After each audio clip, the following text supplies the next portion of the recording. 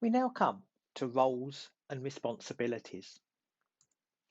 We need to be aware that people within your organisation, such as receptionists and classroom assistants, are a vital link in the early help process. These individuals often identify change very quickly. For example, a receptionist may pick up on the fact that a small child has become a lot more clingy when mum comes through the door. Something like this could be an early indication of issues taking place at home. A class teacher may take longer to identify this. Therefore, the receptionist, as we've seen, is a vital link. As we move forward, we want to ensure that families are aware there is no such thing as a wrong door to early help. What we mean by this is we want to encourage family members to approach any professional working with them and be able to speak to that professional and ask for early help if they require it. Most settings will maybe have a SENCO or a FLO, a special needs coordinator or a family liaison officer. However, the family member may not know these particular members of staff particularly well.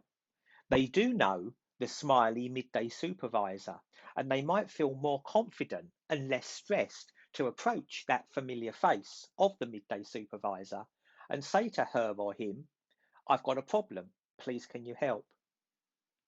We don't expect absolutely every member of staff within all organisations to take early help training. That wouldn't be appropriate. However, we do expect all members of staff to have at least a basic awareness of what early help is. We would like to think that any parent or carer going up to a member of staff within an organisation, if they asked for some help around the early help agenda, that person would know what was meant and signpost them in the right direction.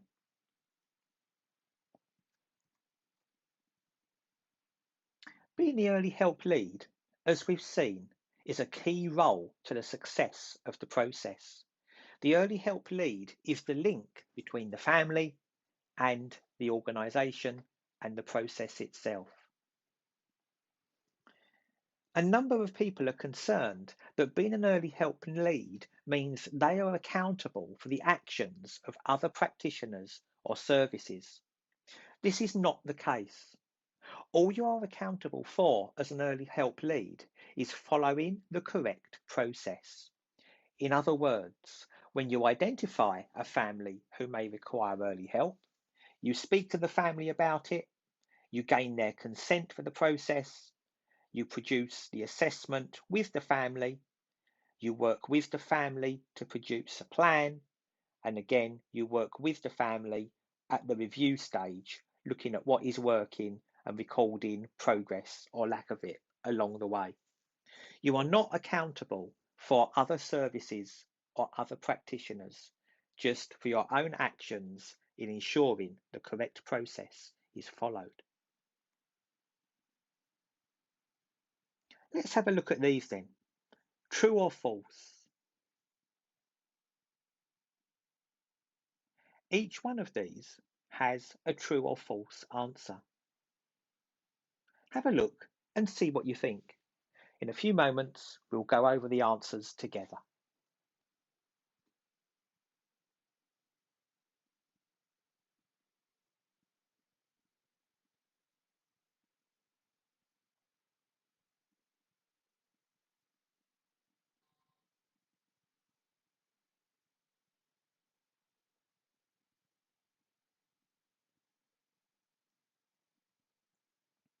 Let's go through these then together.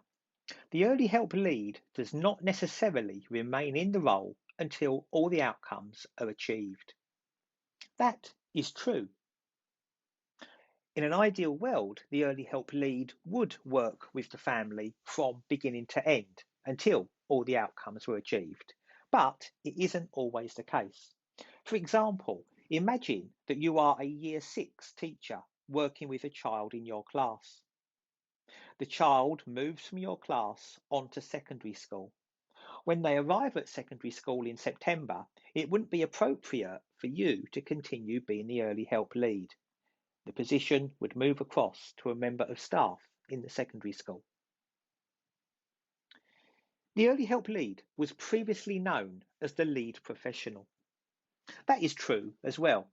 Under the old CAF system, Common Assessment Framework, the early help lead was known as the lead professional. In many ways, the roles are very similar. The early help lead does not need any particular qualifications. That is also true. An early help lead does not need any qualifications. All they require is a current, valid DBS check. The early help lead should send confidential information securely.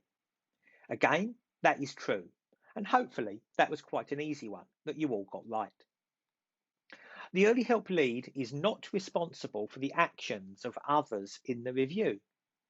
As we've just said, that is true as well. You are only responsible for your own actions and ensuring the correct process is being followed. The early help lead does not become responsible for the needs of the family. That is true as well. Let's take an example of a family who maybe are being threatened with eviction. You would obviously work and support the family as much as possible. But should that family unfortunately become evicted, it is not your responsibility to house them. You wouldn't need to put them up in your front room, for example. The early help lead does not have to be an expert in everything. That is definitely true. Everyone these days is extremely busy. Not everybody has time to look and be aware of what services are out there to support families. This is where the early help team comes in. If, when you're working with a family, the support they require is something which you can't offer and you don't know of a relevant service that can, simply contact the early help team, explain the situation, and they will be more than happy to help and support you and the family. Finally, the early help lead will have access to support from the early help team. Again, this is true. This is what the next section is about, and we're going to find out how the early help team at Medway Council can support you and the families that you're working with.